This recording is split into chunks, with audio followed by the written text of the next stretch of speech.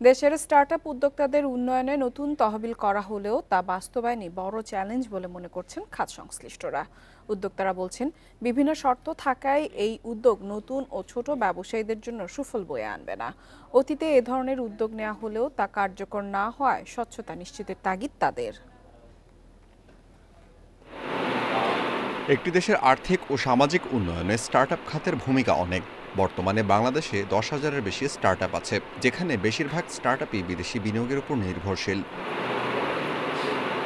সম্প্রতি স্টার্টআপ খাতের উন্নয়নে নতুন নীতিমালা প্রণয়ন করেছে কেন্দ্রীয় ব্যাংক। স্টার্টআপগুলোতে দেশীয় বিনিয়োগ বাড়াতে বাংলাদেশ ব্যাংক ও ব্যাংকগুলোর মুনাফার অর্থ দিয়ে প্রায় 1,200 কোটি টাকার তহবিল গঠন করা হয়েছে। 6 থেকে 12 বছর বয়সী স্টার্টআপ প্রতিষ্ঠান এ তহবিল থেকে 4% সুদে সর্বোচ্চ 8 কোটি টাকা পর্যন্ত ঋণ নিতে পারবে, যা আগে ছিল সর্বোচ্চ 1 কোটি টাকা। তবে এই নীতিমালা ছোট উদ্যোক্তাদের জন্য তেমন কার্যকরী নয় বলে মনে করছেন স্টার্টআপ খাত সংশ্লিষ্টরা। এছাড়া তহবিল অনুমোদনে সুনির্দিষ্ট কাঠামো থাকার পাশাপাশি বিতরণের স্বচ্ছতা ও জবাবদিহিতা নিশ্চিত জরুরি বলে দাবি তাদের। এটা একটা বড় চ্যালেঞ্জ হয়ে যাবে যে সেই সিকিউরিটি যারা ছোট, ছোট যে কোম্পানিগুলো আছে বা স্টার্টআপ গুলো আছে তারা হয়তো সে মর্টগেজটা দিতে পারবে না।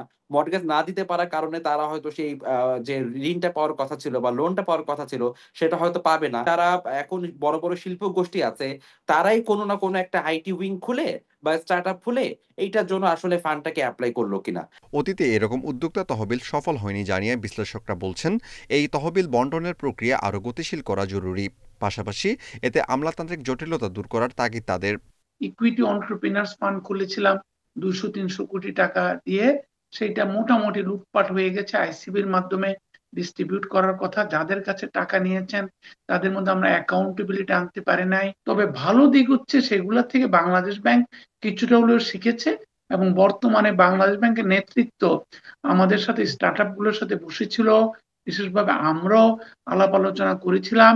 এর আগে স্টার্টআপ খাতের জন্য 2021 সালের 29 মার্চ 2 ধরনের তহবিল গঠন করেছিল বাংলাদেশ ব্যাংক। এবার এ তহবিলের বাস্তবায়নে বাংলাদেশ ব্যাংকের সঠিক পরিচালন কাঠামো জরুরি বলে মনে করেন অর্থনীতিবিদরা। Amirul Islam, independent news, Dhaka. এ বিষয়ে বিস্তারিত আলোচনা করতে আমাদের সাথে যুক্ত হয়েছেন প্রযুক্তি বিশেষজ্ঞ সুমন আহমেদ সাবির। সুমন আহমেদ, আপনাকে আমন্ত্রণ জানাচ্ছি অর্থনীতি সারাদিনে। আপনার কাছে শুরুতেই জানতে চাইবো, স্টার্টআপে কিন্তু বাংলাদেশে যত ধরনের উদ্যোক্তা রয়েছে বেশিরভাগই কিন্তু আমরা দেখেছি যে প্রযুক্তি খাত সংশ্লিষ্ট। সেক্ষেত্রে বর্তমানে যে তহবিল গঠন করা হচ্ছে, এই তহবিল বাস্তবায়নের ক্ষেত্রে আপনি মনে করেন কোন কোন বিষয়গুলো বড় চ্যালেঞ্জ অথবা বাধা? আসলে বাংলাদেশ না, আসলে পৃথিবীর সব জায়গাতেই এখন যে নতুন স্টার্টআপগুলো আসছে তার বড় একটা অংশ আসলে প্রযুক্তি নির্ভর। এবং আপনি যদি সফল স্টার্টআপদের নামও দেখেন সেখানে দেখবেন যে প্রযুক্তি নির্ভর কোম্পানিগুলোই কিন্তু আসলে বেশি সফল হয়েছে। আমাদের দেশেও যেমন, আমাদের দেশের বাইরে যদি তাকান তো একই চিত্রই আসলে দেখা যায়। এখন যে বাধার যে জায়গাটা, যে স্টার্টআপের জন্য যে সরকারি ফান্ড তার ব্যবহার, আমাদের অতীত অভিজ্ঞতা ভালো নয়, বিষয়ে কোনো সন্দেহ নেই। যেমন ইএফ ফান্ডের কথা আমরা জানি যে টাকাটা আসলে অনেক ক্ষেত্রেই কেউ এই টাকা নিয়ে ব্যবসা করবেন বলে দেশ ছেড়ে চলে গেছেন, কেউ এই টাকা নিয়ে শেয়ার বাজারে ইনভেস্ট করেছেন, কেউ অন্য ব্যবসায় খাটিয়েছেন, এবং অনেক ধরনের গল্প আমরা শুনতে পাই। তো এই জায়গাতে আসলে নতুন করে যখন আমরা স্টার্টআপের কথা বলছি এবং যখন আমরা এই ফান্ডটা এই তরুণ যারা ইনভেস্টর তাদের কাছে যেন পৌঁছয় এবং সত্যিকার অর্থে নতুন স্টার্টআপগুলো যেন সাফল্য লাভ করে, এই জায়গাটা আসলে এই জায়গাটা নিশ্চিত করাটা খুব গুরুত্বপূর্ণ। কিন্তু আমাদের চ্যালেঞ্জের জায়গা যেটা হয়ে যায় যে প্রথমত সঠিক প্রজেক্টগুলো আইডেন্টিফাই করা, সেটা হয়তো এক জায়গায় করা গেলেও পরবর্তীতে যে ফলো আপের জায়গাটা, কারণ স্টার্টআপ অনেকে শুরু করেন কিন্তু এই স্টার্টআপ শুরুর ভেতরেও কিন্তু অনেক ধরনের দুর্বলতা থেকে যায়। একটা নতুন ব্যবসা শুরু করার জন্য যে ইনিশিয়াল যে অ্যাসেসমেন্টগুলো সে জায়গায় অনেক ক্ষেত্রে ভুল থাকে, এবং অনেকটা ফান্ড নেওয়ার জন্যই অনেক স্টার্টআপ সেখানে অ্যাপ্লাই করে, যেটা একটা বড় সমস্যার জায়গা তৈরি করে এবং এই তো ফান্ডগুলোকে ব্যর্থ করে সেই জায়গাতে। তো সেই জায়গাটা সঠিকভাবে বিবেচনা করে বিশ্লেষণ করে সরকারি প্রতিষ্ঠানগুলোর পক্ষে এই ফান্ডগুলো দেওয়া এবং তারপর এটা ফলো আপ করা নিয়মিত, এবং তারা এগুচ্ছে কিনা, কোন জায়গায় আছে এবং কোন সময় আসলে ফান্ডটা দরকার সেটা নির্ধারণ করাও একটা জরুরি বিষয় আর কি। সব কিছু মিলিয়ে এটা একটা ডেফিনেটলি স্টার্টআপের জন্য ফান্ডের দরকার আছে, নতুন একটা উদ্যোগ, এটাকে অবশ্যই সাধুভাবে জানাতে হবে। আশা করি যে অতীত অভিজ্ঞতা থেকে যারা যারা ফান্ড দিচ্ছেন, বাংলাদেশ ব্যাংক বা কর্তৃপক্ষ যারা এই ফান্ডে কাজ করবেন, তারা এবারে অন্তত এটার একটা ভালো একটা আউটকাম আমরা প্রত্যাশা করি। আমরাও দেখছিলাম যে স্টার্টআপে বলা হচ্ছে বিশেষ করে বর্তমানে যেই নতুন তহবিল গঠন করা হচ্ছে সেই তহবিলের ক্ষেত্রে যারা ছোট উদ্যোক্তা রয়েছে তাদের জন্য এটা আসলে খুব একটা ফলপ্রসূ হবে না। সেক্ষেত্রে আপনার কাছে জানতে চাইবো স্টার্টআপের কাঠামোগত সীমাবদ্ধতা কি কি রয়েছে বলে আপনি মনে করেন? আর দেখুন, স্টার্টআপ তো শুরু হয় একটা আইডিয়ার উপর বেস করে।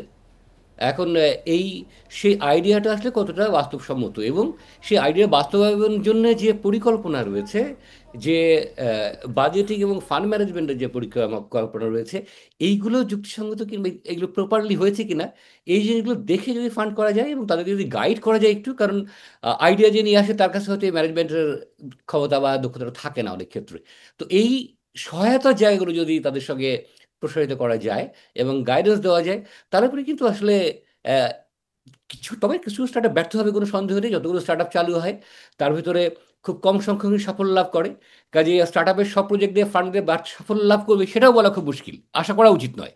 কিন্তু সেখান থেকে যদি কিছু বেরিয়ে আসে, একটা ভালো অংশ যদি সাফল্য লাভ করে, সেটা নিশ্চিত করার জন্যে এই বিভিন্ন স্টেজে যে সাহায্যের জায়গাটা সেটা বাড়িয়ে দেওয়া।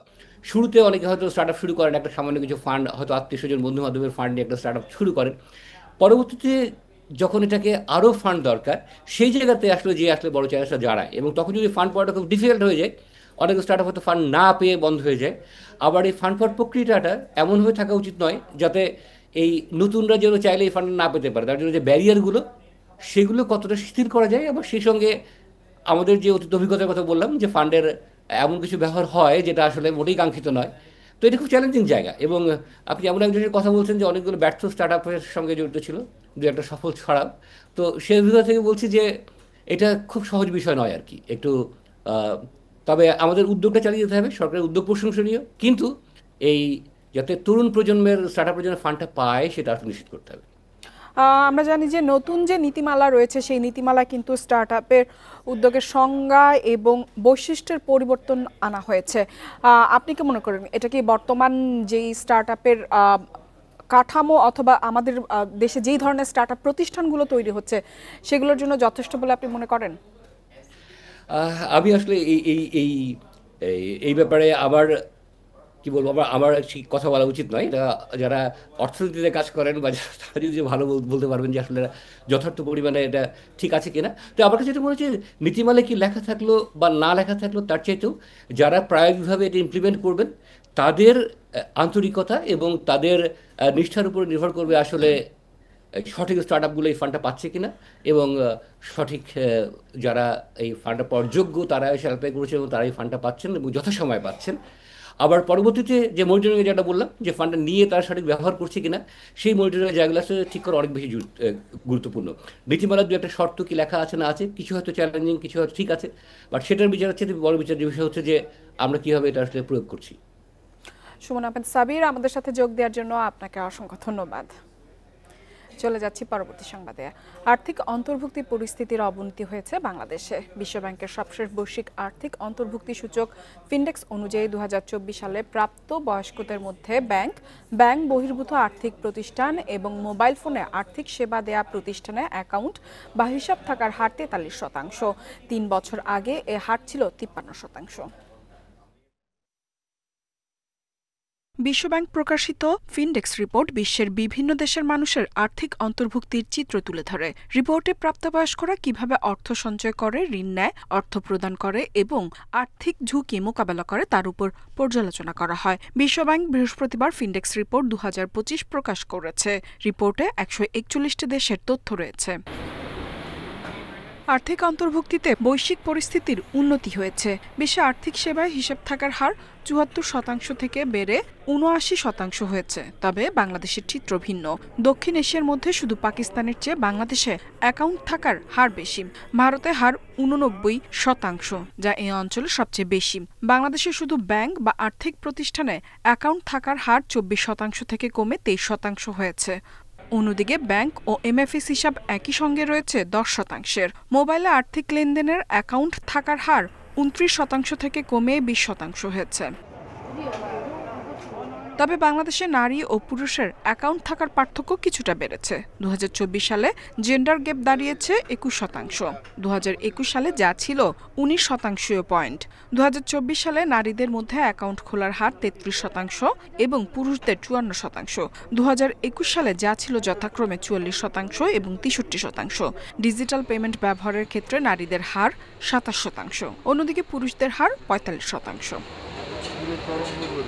বিশ্বব্যাংকের প্রতিবেদনে বাংলাদেশে আর্থিক সেবা হিসেবের হার কমে যাওয়ার কারণ ব্যাখ্যা করা হয়নি, তবে ধারণা করা হচ্ছে মোবাইল ফিন্যান্সিয়াল সার্ভিসে অ্যাকাউন্ট কমে যাওয়া এর কারণ হতে পারে। বাংলাদেশ ব্যাংকের তথ্য অনুযায়ী 2021 সালে ডিসেম্বরে এমএফএসে নিবন্ধিত অ্যাকাউন্ট দেখানো হয় 16,97,00,000 লাখ, তবে বর্তমানে এই হিসেব সংখ্যা নেমেছে 14,50,00,000 লাখে। ইফাতারা, ইন্ডিপেন্ডেন্ট নিউজ। প্রধান উপদেষ্টা প্রফেসর ডক্টর মোহাম্মদ ইউনূসের সঙ্গে সাক্ষাৎ করেছেন স্টারলিংকের ব্যবসা পরিচালনা বিভাগের ভাইস প্রেসিডেন্ট লরেন ড্রেয়ারের নেতৃত্বে একটি উচ্চ পর্যায়ের প্রতিনিধি দল। সকালে রাষ্ট্রীয় অতিথি ভবন যমুনায় সাক্ষাৎ করে দলটি। আনুষ্ঠানিকভাবে বিখ্যাত স্যাটেলাইট ইন্টারনেট সেবা প্রদানকারী প্রতিষ্ঠান স্টারলিংক আজ বাংলাদেশে কার্যক্রম শুরুর ঘোষণা দিতে পারে। এরই অংশ হিসেবে স্টারলিংকের ব্যবসা পরিচালনার বিভাগের ভাইস প্রেসিডেন্ট লরেন ড্রেয়ারের নেতৃত্বে একটি উচ্চ পর্যায়ের প্রতিনিধি দল বৃহস্পতিবার রাতে ঢাকা পৌঁছায়। সরকারি কর্মকর্তারা জানান, বিকেল 5টায় বাংলাদেশ স্যাটেলাইট কোম্পানি লিমিটেডের সঙ্গে একটি চুক্তি সই করবে স্টারলিংক। পরে হোটেল ইন্টারকন্টিনেন্টালে প্রেস কনফারেন্সে বক্তব্য রাখবেন লরেন ড্রেয়ার। রাতে ঢাকার হাতির ঝিলে অনুষ্ঠিত জুলাই পুনর্জাগরণ অনুষ্ঠানে যোগ দেবেন তিনি।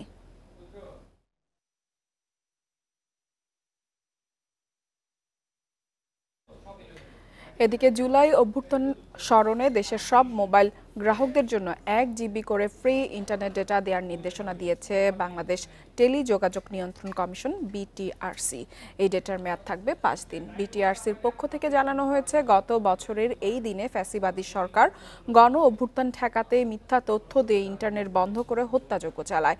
সেই ঘটনার স্মরণ করতে এই ফ্রি ডেটা অফার চালু করে সরকার। এজন্য গত 9 জুলাই মোবাইল অপারেটরদের এই বিষয়ে নির্দেশনা দেয়া হয়। বিটিআরসি জানিয়েছে, এই সুবিধা গ্রহণের জন্য গ্রাহকদের নিজ নিজ মোবাইল অপারেটরের নির্ধারিত কোড ডায়াল করতে হবে। বিশেষ সেবা পাচ্ছেন গ্রামীণফোন, রবি, বাংলালিংক ও টেলিটকের গ্রাহকরা।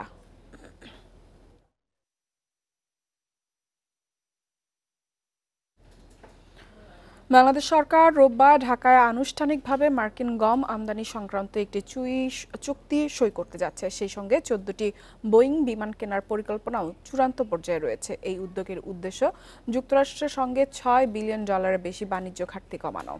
পাল্টা শুল্ক কমানো নিয়ে যুক্তরাষ্ট্রের সঙ্গে তৃতীয় দফার বৈঠক সামনে রেখে চিন্তা করা হচ্ছে। বর্তমানে যুক্তরাষ্ট্র থেকে আনা পণ্যে গড়ে 6% শুল্ক আরোপ করে বাংলাদেশ। এ হার প্রায় পুরোপুরি তুলে দেওয়া হতে পারে বলেও বাণিজ্য মন্ত্রণালয়ের সূত্রে জানা গেছে। এর পাশাপাশি চলছে বৈঠকের আগে নানা পর্যায়ের প্রস্তুতি। বাণিজ্য মন্ত্রণালয় ও ব্যবসায়ীদের সূত্রে জানা গেছে, তৃতীয় দফার আলোচনার সহায়তার জন্য ব্যবসায়ীদের একটি দল যুক্তরাষ্ট্র যেতে পারে। আগামী সপ্তাহের শেষ দিকে এ আলোচনা হতে পারে।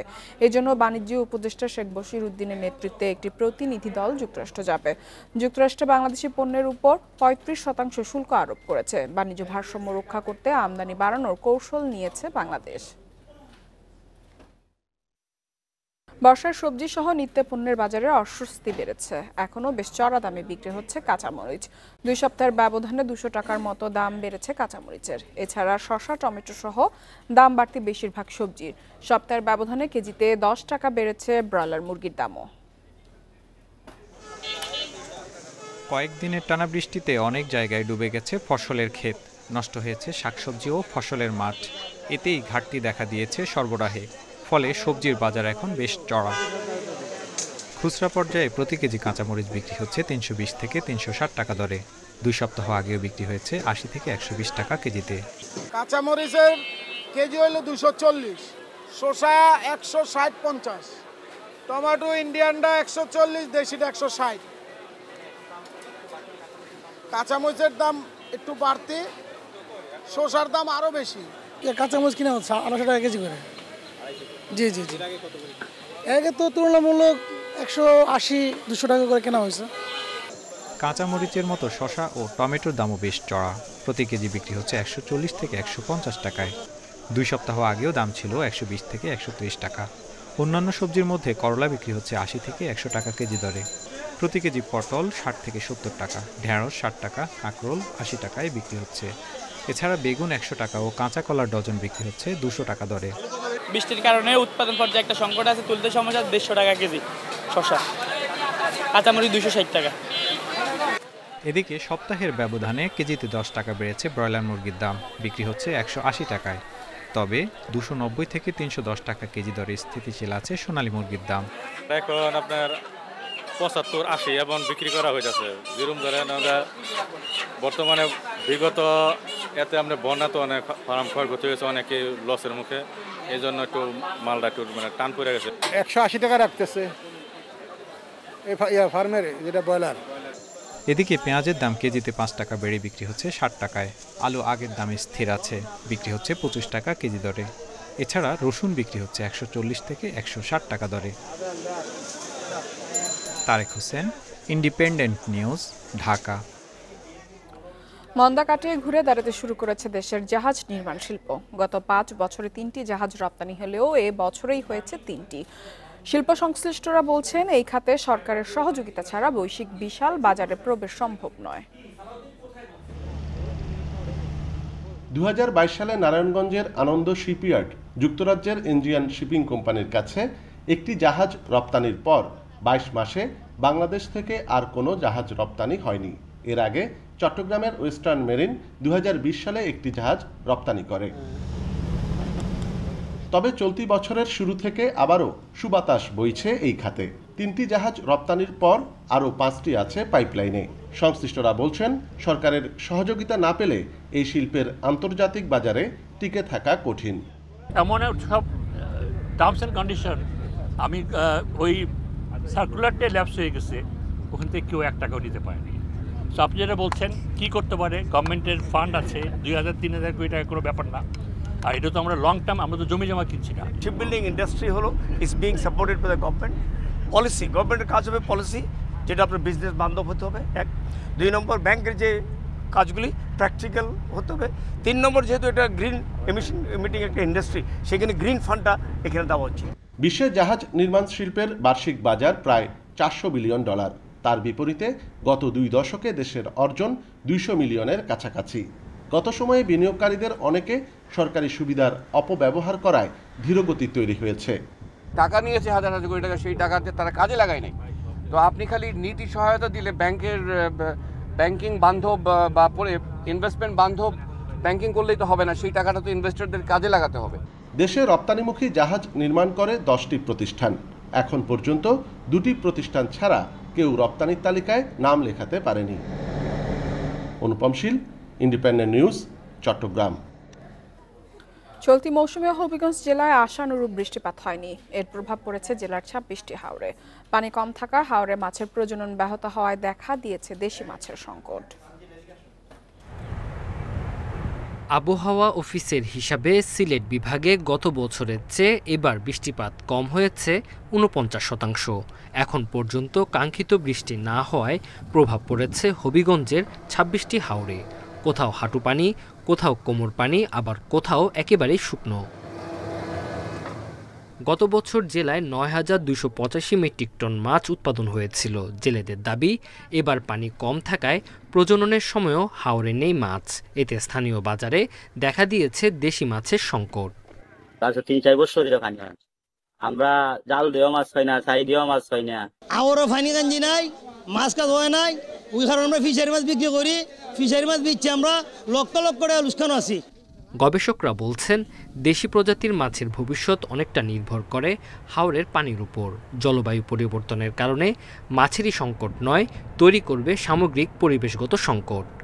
বৃষ্টিপাতের পরিমাণ কম হচ্ছে, হাওরে পানি কম আসছে, আবার কখনো আগাম বন্যা হচ্ছে, যার ফলে দেশীয় প্রজাতির মাছ বিলুপ্ত হচ্ছে এবং মাছের উৎপাদন কমে যাচ্ছে। এর প্রভাব পড়তে পারে যারা এই হাওর অঞ্চলে মাছ ধরে জীবিকা নির্বাহ করেন তাদের আর্থসামাজিক অবস্থার উপর। মৎস্য কর্মকর্তারাও বলছেন চলতি মাসে হাওরে পানি বৃদ্ধি না পেলে মাছের সংকট দেখা দিবে। হাওরে এখনো পানি না থাকার কারণে এই বছর মাছের উৎপাদন নিয়ে আমরা শঙ্কিত। যদি এই মাসের মধ্যেই পানি না আসে তাহলে হাওরে মাছের উৎপাদন কমে যাওয়ার সম্ভাবনা রয়েছে। জেলায় 25,470 হেক্টর আয়তনের পুঁটি, শিং, কইসহ নানা প্রজাতির ছোট বড় দেশীয় মাছ পাওয়া যায়। আর মাছ ধরে জীবিকা নির্বাহ করে শত শত জেলে পরিবার। Independent news. আর এই ছিল অর্থনীতি সারাদিনের আজকের আয়োজনে। ইন্ডিপেন্ডেন্ট টেলিভিশনের সব খবর আরও জানতে চোখ রাখুন ফেসবুক, ইউটিউব এবং এক্সে। আমন্ত্রণ আমাদের পরবর্তী সংবাদ।